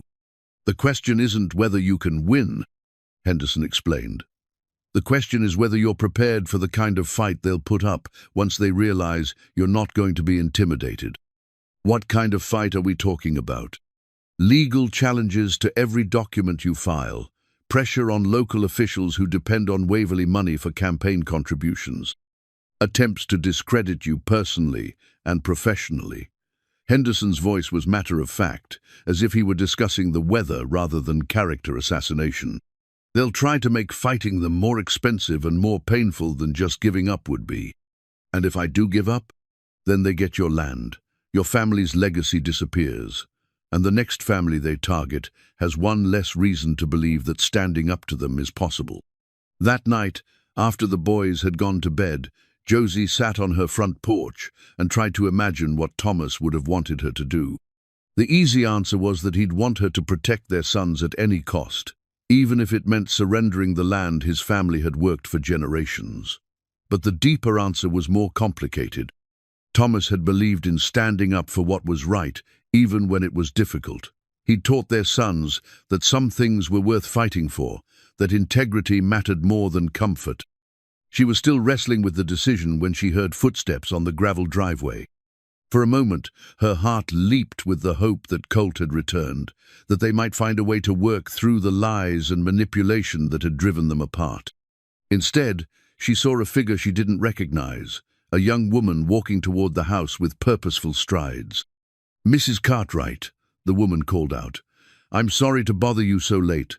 I'm Sarah Mitchell, a reporter with the Gazette. I was hoping we could talk." Josie's stomach clenched with fresh anxiety. The last thing she needed was media attention, complicating an already impossible situation. "I'm not interested in talking to reporters." "I understand your reluctance," Mitchell replied, stopping at the bottom of the porch steps. "But I think you should know that I've been investigating the Waverley family's business practices for several months. Your situation isn't unique, and there are other families who might benefit from hearing your story." "What kind of investigation?" "Property acquisitions, predatory lending practices, the use of political influence to pressure local officials." Mitchell's voice carried the intensity of someone who'd uncovered something significant. "If you're planning to fight them legally, having media attention might actually work in your favor." Josie considered this carefully. Media attention could indeed pressure the Waverley family to settle rather than face public scrutiny, but it could also expose her children to unwanted publicity and make their situation even more complicated. "I need to think about it," she said finally. "Of course, but Mrs. Cartwright, you should know that Colt Waverley contacted me yesterday. He's the one who suggested I talk to you." The revelation hit Josie like a physical blow. "Colt called you?" "He provided documentation about his family's business practices and suggested that your case might be the key to exposing a pattern of behavior that's been going on for years." Mitchell pulled a manila envelope from her bag. "He asked me to give you this." Josie accepted the envelope with hands that weren't quite steady. Inside was a letter in Colt's handwriting, along with what appeared to be financial records and correspondence she'd never seen before. "I'll let you read that in private," Mitchell said. "But if you decide you want to tell your story, I think it could make a real difference, not just for you, but for other families who've been targeted the same way." After the reporter left, Josie sat under her porch light and read Colt's letter.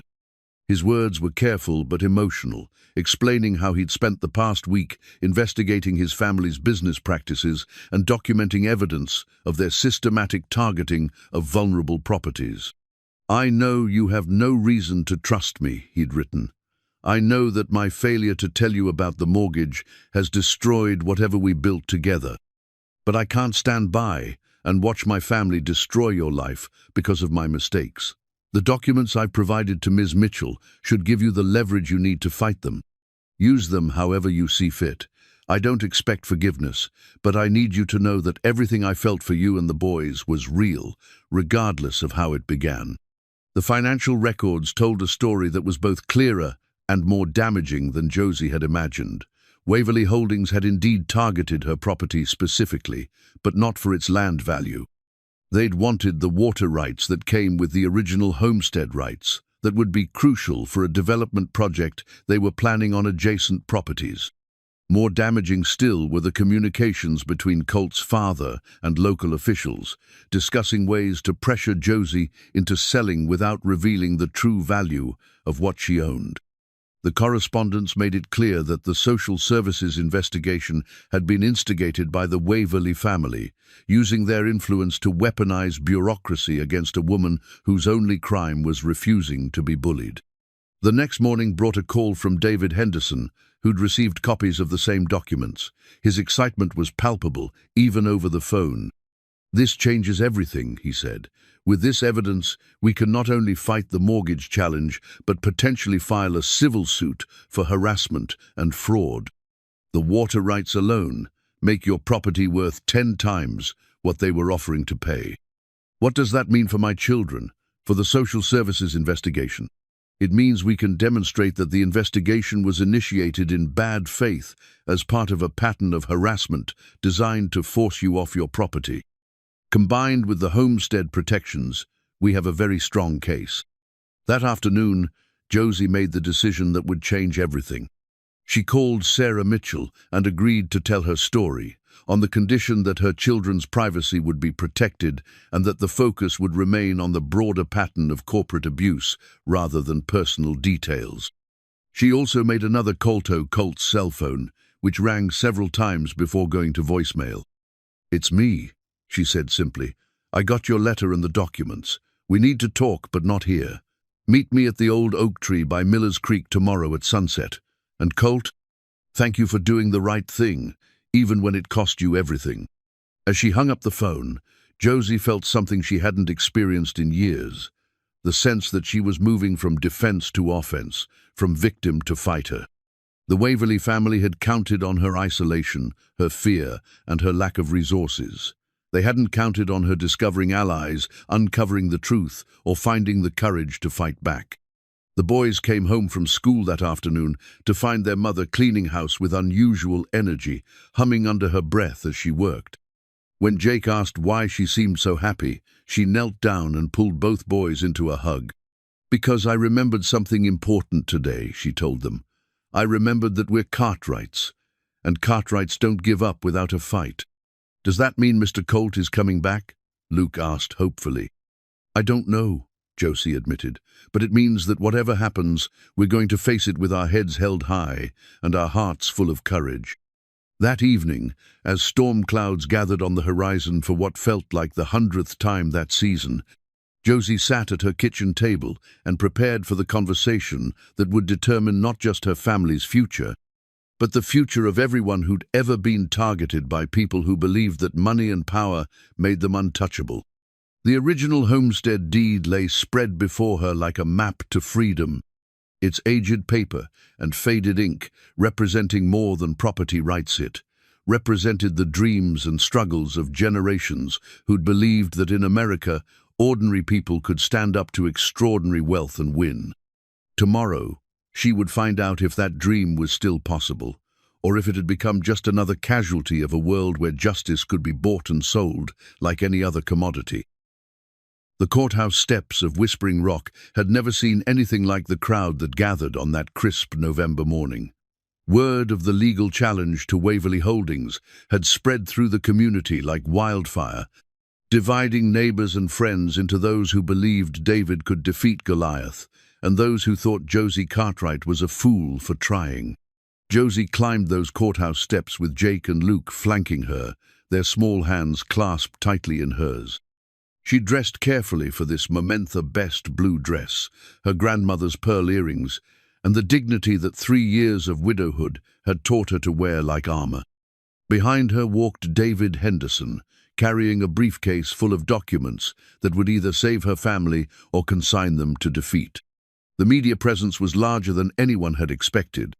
Sarah Mitchell's initial story had been picked up by regional news outlets, then by national publications interested in the broader implications of corporate land grabbing. The courthouse steps were lined with cameras and reporters, all waiting to document what had become a symbol of ordinary citizens fighting extraordinary wealth. Inside the courthouse, the Waverley legal team occupied an entire row of the gallery. 6 lawyers in expensive suits, led by a man whose reputation for ruthlessness was legendary throughout the state.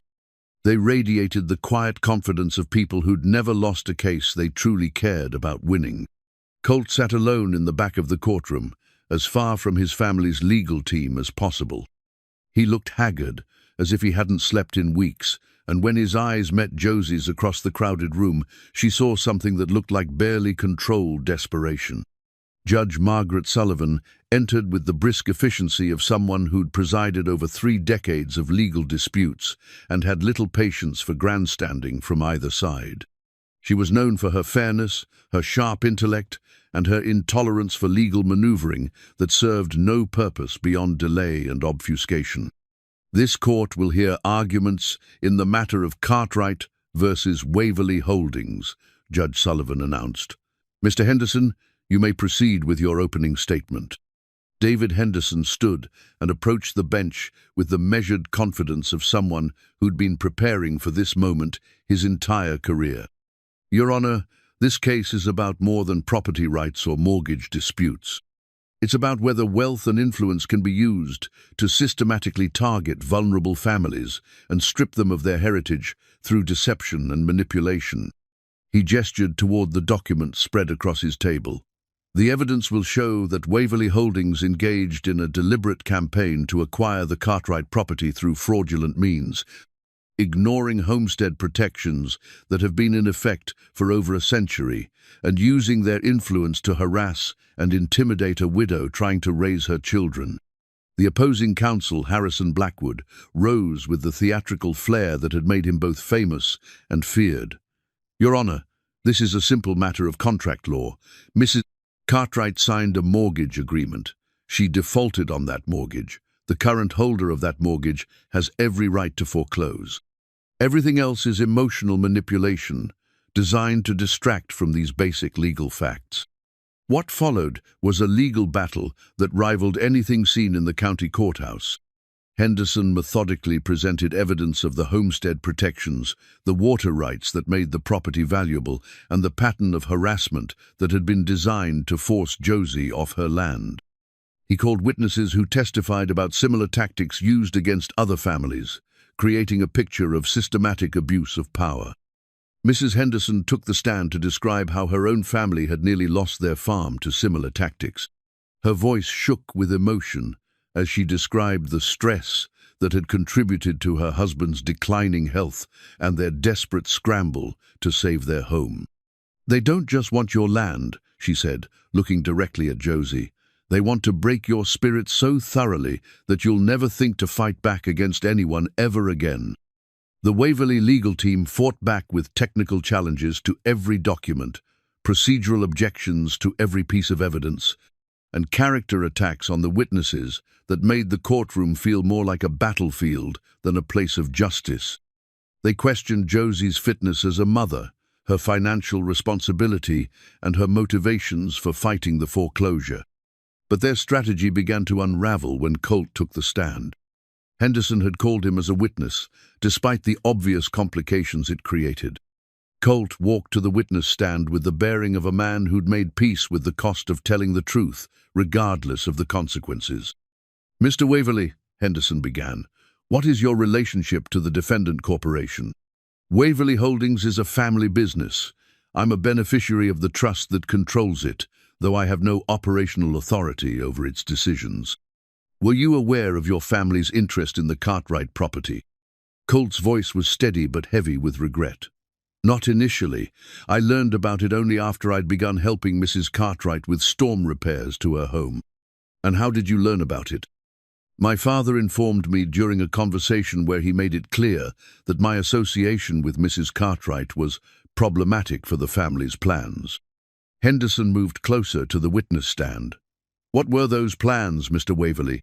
To acquire her property for the water rights, which were essential for a development project my family had been planning for several years. They'd been pressuring her financially through the mortgage company they'd purchased, hoping she'd default and they could foreclose without having to pay fair market value. A murmur ran through the courtroom at this admission. Even the most skeptical observers could see that this was damaging testimony from someone who had no legal obligation to provide it. Are you testifying against your own family's interests, Mr. Waverley? I'm testifying to the truth, Colt replied simply. Whatever the cost. Blackwood's cross-examination was brutal, designed to destroy Colt's credibility and motivations. He painted him as a man whose judgment had been compromised by romantic entanglement, someone willing to betray his family for personal reasons rather than principled ones. Isn't it true that you began this relationship with Mrs. Cartwright while knowing your family's interest in her property? Blackwood demanded. No, I began helping her because she needed help, without any knowledge of my family's plans. But you continued the relationship after learning about those plans. Yes, despite knowing it would complicate your family's business interests. Because I'd learned that those business interests were built on deception and harassment of vulnerable people. Or because you'd become emotionally involved and lost your objectivity.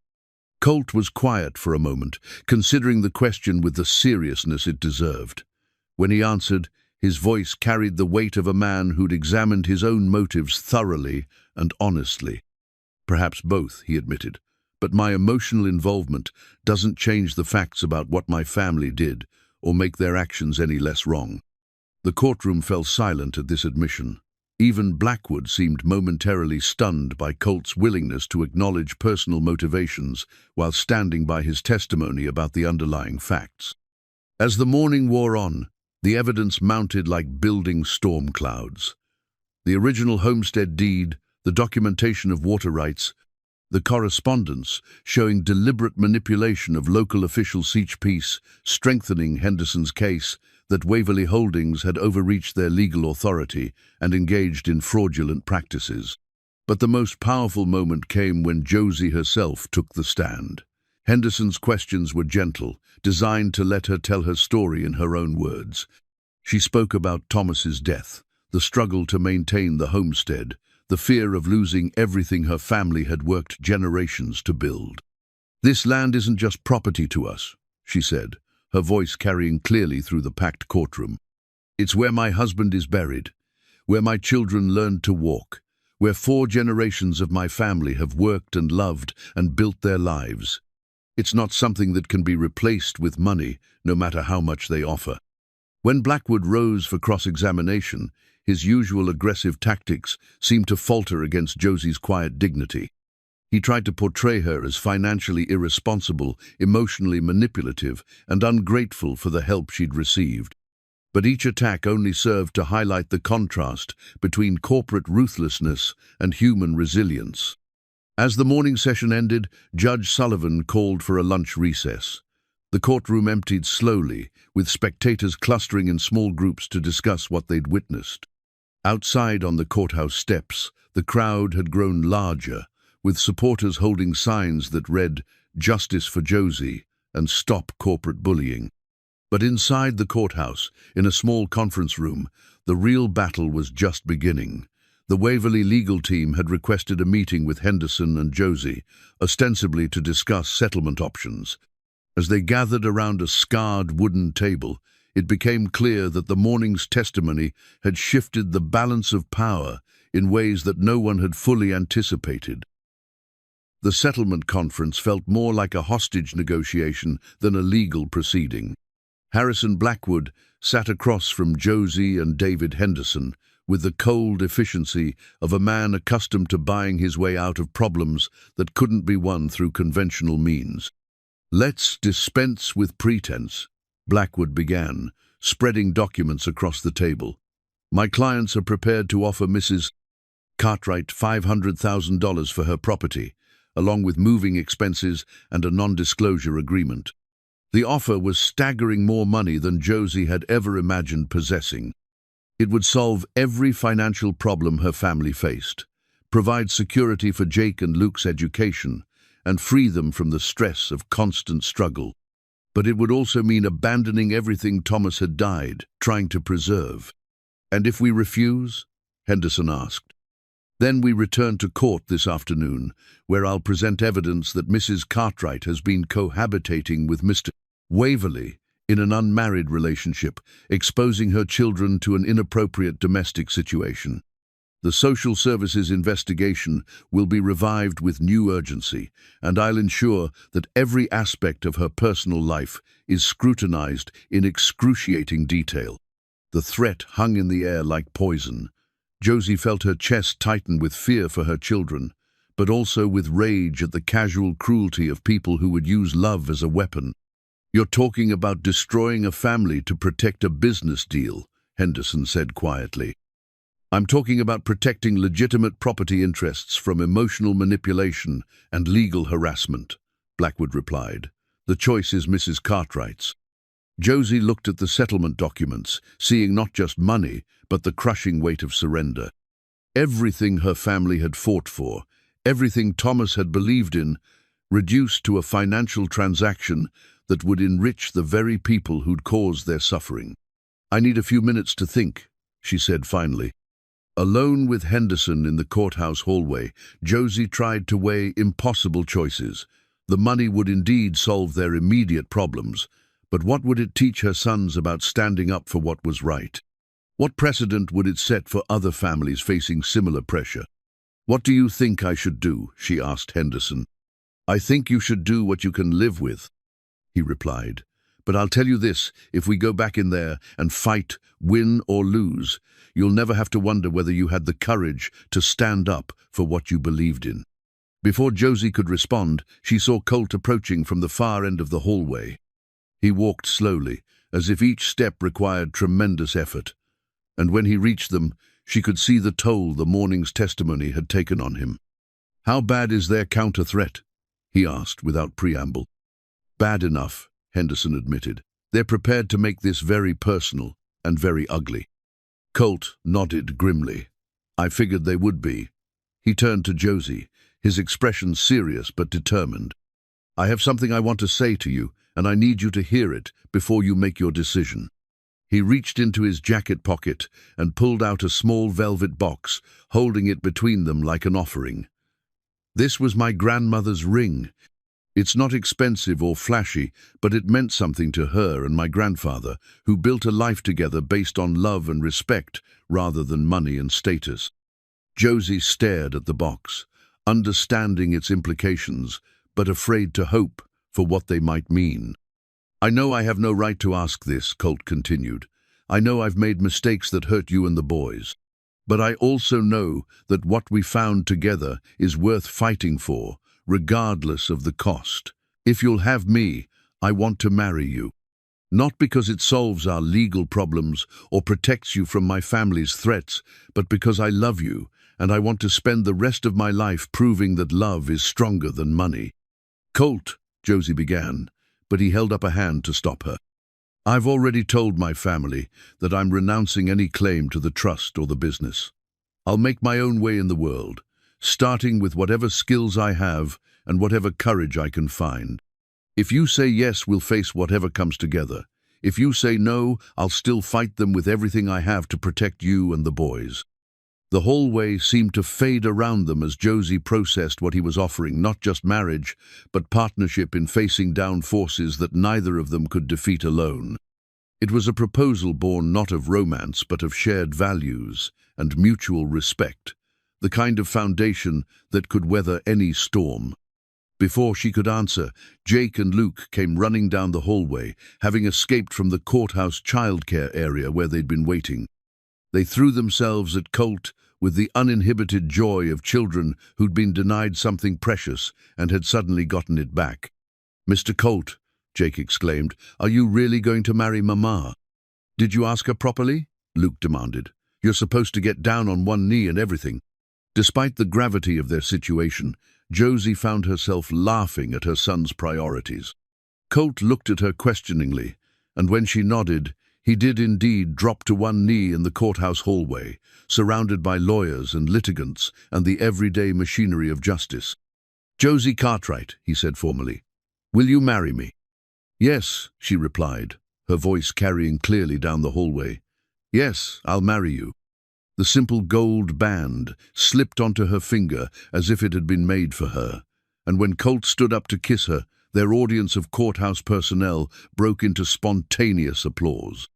For a moment, the legal battle, the family pressure, and the uncertain future faded into background noise, replaced by the simple truth that sometimes love really could conquer fear. But the moment couldn't last. Blackwood appeared at the end of the hallway, his expression suggesting that he'd witnessed their engagement and understood its implications for the afternoon's proceedings. "I take it you've made your decision about the settlement?" he asked. "Yes," Josie replied, taking Colt's hand and feeling strength flow between them. "We reject your offer. We'll see you back in court."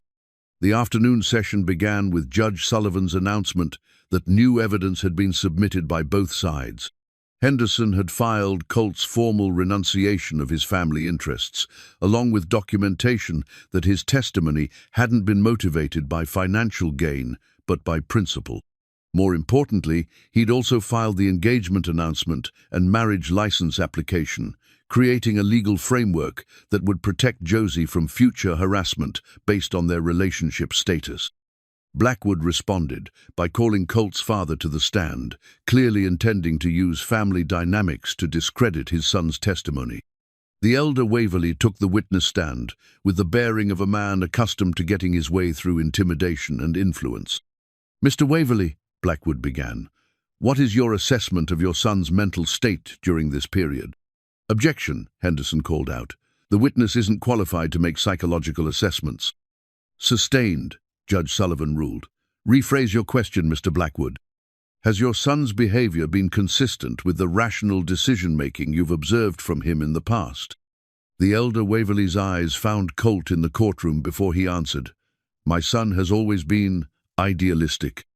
Sometimes that idealism leads him to make choices that aren't in his best interests, such as testifying against his own family's business interests, such as confusing sentiment with good judgment." The testimony continued for another hour, with the elder Waverly painting his son as someone whose emotional involvement had compromised his reliability as a witness. But his efforts backfired when Henderson rose for cross-examination. "Mr. Waverly," Henderson began, "how many families has your company forced off their land through foreclosure proceedings?" "Objection," Blackwood interrupted. "Relevance?" "Your Honor, the witness has called his son's testimony idealistic sentiment. I'm establishing whether that sentiment might actually be a moral response to immoral business practices." "I'll allow it," Judge Sullivan ruled. The elder Waverly's discomfort was visible as Henderson methodically exposed the pattern of property acquisitions, the targeting of vulnerable families, and the use of political influence to circumvent normal legal protections. By the time the cross-examination was finished, it was clear that Colt's testimony hadn't been the product of emotional instability, but of moral clarity. Judge Sullivan called for a final recess before closing arguments, and when court reconvened, the atmosphere had shifted dramatically. Henderson's closing was passionate but precise, focusing on the legal precedents that protected homestead rights and the evidence of fraudulent practices that invalidated Waverly Holdings' claim. Blackwood's closing was a masterpiece of legal theater, but it felt hollow against the weight of evidence and testimony that had accumulated throughout the day. He tried to portray the case as emotional manipulation, triumphing over legal reality. But even he seemed to understand that the moral center of the courtroom had shifted irrevocably. When Judge Sullivan retired to consider her decision, the courthouse fell into the peculiar suspended animation that accompanies moments when individual lives intersect with larger questions of justice and fairness. On the courthouse steps, supporters maintained their vigil, While inside, two families waited to learn whether love and principle could indeed triumph over money and power. 6 months later, the new family portrait sat on the mantelpiece of what had once been Thomas Cartwright's home and was now officially the Waverley household. In the photograph, Josie stood between her husband and her sons in front of their rebuilt home, all four of them grinning with the particular joy of people who'd fought for their happiness and won. The house itself bore testament to what could be accomplished when love guided reconstruction. Colt had spent the winter months not just repairing the storm damage, but expanding the structure to accommodate their blended family. The kitchen had been enlarged to include a breakfast nook where the boys did homework, while Josie prepared dinner. The living room had been opened up to create space for the piano Colt had surprised Luke with when he discovered the boys' musical talents. Jake's room now included a workshop area where he and Colt built birdhouses and practiced the woodworking skills that connected them to generations of men who'd shaped the land with their hands. Judge Sullivan's decision had been comprehensive and devastating to Waverley Holdings' claims. Not only had she ruled that the original homestead protections invalidated their mortgage foreclosure, but she'd also imposed financial penalties for the fraudulent practices that had been exposed during the trial. The water rights alone had proven valuable enough to ensure the family's financial security for generations to come. But the legal victory had been only the beginning of larger changes that rippled through Whispering Rock and beyond. Sarah Mitchell's coverage of the case had inspired other families to come forward with similar stories, leading to a state investigation into predatory lending practices that ultimately resulted in legislation protecting homestead properties from corporate manipulation. The social consequences had been equally significant. The trial had forced the community to confront its own complicity in allowing wealth and influence to override basic fairness. Neighbors who'd turned away during Josie's darkest hours found themselves examining their own consciences and making amends where possible. Mrs. Coustin Henderson had become an unofficial leader in what locals called the Good Neighbor movement, organizing support networks for families facing economic pressure. Colt's transformation had been perhaps the most dramatic of all. Freed from the expectation that he would perpetuate his family's business practices, he'd discovered a talent for construction and property development that served families rather than exploiting them. His new company specialized in helping struggling homeowners improve their properties while maintaining ownership, creating a model that proved profitability and principle weren't mutually exclusive. His relationship with his birth family remained complicated and distant. His father had initially threatened legal action to prevent Colt's withdrawal from the family trust, but the negative publicity from the trial had made such efforts counterproductive. They'd eventually reached a cold détente that allowed for occasional contact, but no real reconciliation. Colt had found peace with this outcome, understanding that some relationships couldn't survive fundamental disagreements about values and character. On this particular spring evening, as Josie prepared dinner and listened to Luke practice piano while Jake helped Colt repair a fence gate, she allowed herself to marvel at how completely their lives had changed. The constant fear that had once shadowed her, every decision, had been replaced by the security that came from knowing they could face whatever challenges arose as a united family. The boys had thrived in ways that went beyond their obvious happiness at having a father figure in their lives. Jake's grades had improved dramatically, and his confidence had grown along with his construction skills. Luke's artistic talents had blossomed under Colt's encouragement, and he'd begun talking about studying music in college, with the certainty of a child who'd learned that dreams were achievable through work and support. Perhaps most importantly, both boys had learned lessons about integrity and courage that would serve them throughout their lives. They'd seen their mother stand up to powerful people who tried to bully her, and they'd watched Colt choose principle over profit, even when it cost him everything he'd inherited. These weren't abstract moral concepts, but lived experiences that shaped their understanding of what it meant to be good men. As evening settled over the valley, the family gathered on the front porch for the ritual that had become sacred to them, watching the sunset while sharing the events of their day. It was a simple pleasure, but one that connected them to the generations of families who'd sat on this same porch and found peace in the rhythm of rural life. Mrs. Peterson called today, Josie mentioned to Colt as they settled into the porch swing. She wants to know if you'll look at her roof before the next storm season. Of course, Colt replied, his arm automatically settling around her shoulders. Though I'm not sure the family construction business will ever be as profitable as my father's land acquisition schemes. Maybe not, Josie said with a smile, but it'll be honest, and it'll help people instead of hurting them. That has to count for something. Jake looked up from the wooden horse he was carving with Colt's guidance. Dad, do you ever miss being rich? The question was direct in the way that only children's questions could be, and Colt considered it seriously before answering. I miss some of the things money could buy, he admitted. But I don't miss the person I had to be to keep that money. And I definitely don't miss the emptiness of having everything except what actually mattered. What actually matters? Luke asked, pausing in his sketching of the sunset. This, Colt replied, gesturing to encompass the porch, the family, the home they'd built together. People who love you for who you are, rather than what you own. Work that makes the world a little better rather than just making you richer. A place where you belong, not because you can afford to be there, but because you've earned your place through love and service. As darkness settled over the valley and the boys reluctantly headed inside to complete their homework, Josie and Colt remained on the porch, comfortable in the silence that came from understanding each other completely. The new family portrait was visible through the living room window, illuminated by the soft glow of table lamps that made their home look warm and welcoming. Do you think we'll still be sitting here in 20 years? Josie asked, her head resting against Colt's shoulder. I hope so, he replied, pressing a kiss to the top of her head. Though we'll probably be arguing about whether Jake should buy that veterinary practice he's been talking about, and trying to convince Luke that he can make a living as a musician, and bouncing grandchildren on our knees. God willing.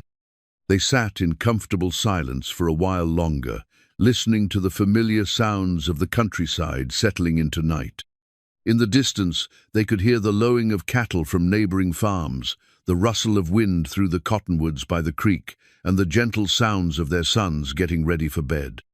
It had been exactly 1 year since the storm that had brought them together, and as if summoned by the anniversary, thunder rumbled softly in the distance. But this time, the approaching weather held no terror for the family inside the sturdy house. The roof was sound, the foundation was strong, and the love that had built their home could weather any storm the future might bring. As they finally headed inside to check on the boys and secure the house for the night, Josie paused at the front door to look back at the valley where 4 generations of Cartwrights had worked and loved and built their dreams. Tomorrow would bring new challenges and new opportunities, but tonight there was peace in knowing that sometimes, when people had the courage to fight for what mattered most, love really could triumph over money, justice could prevail over influence, and families could be built on foundations strong enough to last forever. The photograph on the mantelpiece captured more than 4 smiling faces. It captured the moment when a storm-damaged life had been rebuilt into something beautiful, when strangers had become family, and when the simple act of saying, "Let me fix everything," had indeed fixed everything that truly mattered.